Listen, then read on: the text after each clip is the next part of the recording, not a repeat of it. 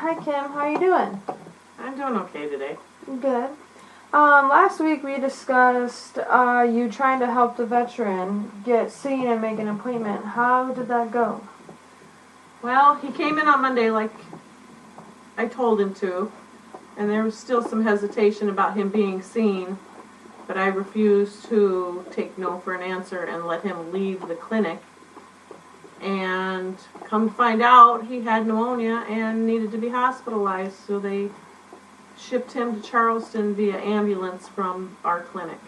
Okay. How'd the veteran feel? Was he thankful? Was he grateful that you got him in, or how did that whole thing go when you finally got him in to see the doctor?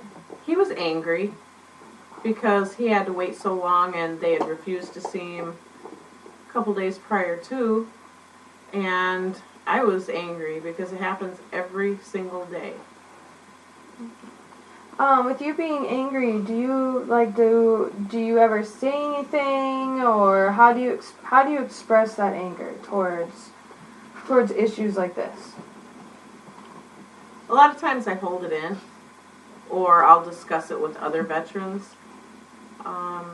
When I'm angry, a lot of times the veteran that I'm working with is angry, so we kind of feed off of each other.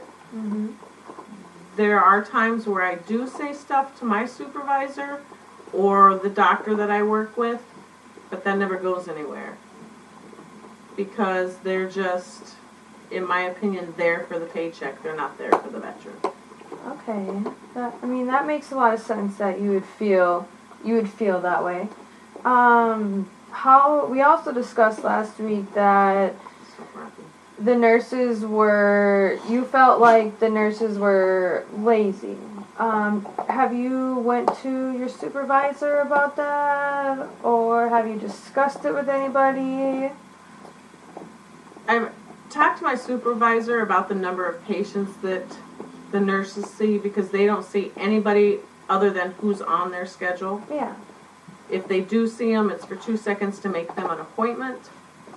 And my nursing supervisor just tells me that not everybody is as organized or as quick, or they just don't want to be burnt out, which is a crock to me. 7 patients a day when all you're doing is assessing and doing vitals. That's not much work at all.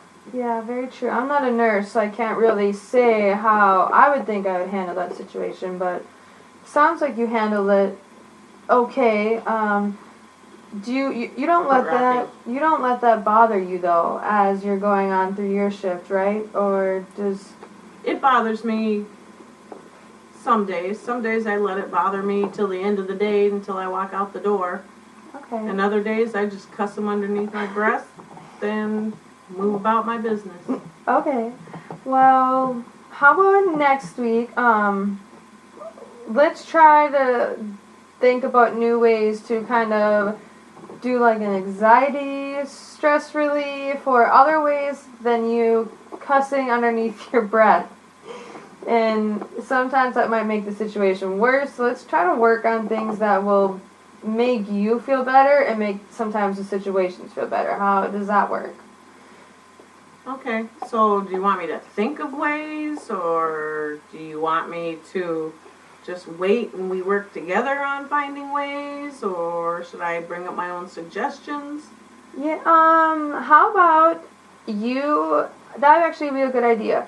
You think of some ways, and then maybe I'll think of some helpful ways that I do when I'm really stressed out or in situations like that, and then we'll come together a day next week and we'll put them together. How does that sound? Sounds good. Okay. So if I'm hearing you correctly, this week you got your veteran in to see an appointment. Yes. Okay. However, he did unfortunately have pneumonia, right? Correct. Okay, that's sad. Hopefully he'll get better.